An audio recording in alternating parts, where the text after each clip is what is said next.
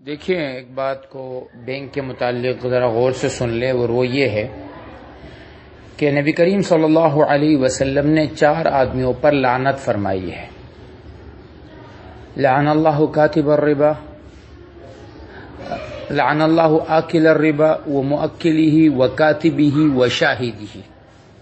4 آدمی جن پر اللہ نے لعنت فرمائی ہے، ایک سود لینے والا، دوسرا دینے والا، تیسرا سود کے معاملات کو لکھنے والا، چوتھا سود کے معاملات پر گواہ بننے والا۔ بینک کے جو معاملات ہیں اس میں سود ہوتا ہے، واضح طور پہ اپنا جو سود کا پیمانہ ہوتا ہے وہ طے کرتے ہیں کہ اتنا سود لیں گے، اتنا دیں گے۔ اب ہر وہ آدمی جس کا کام سود کے لکھنے سے یا سود پر گواہی دینے سے متعلق ہے،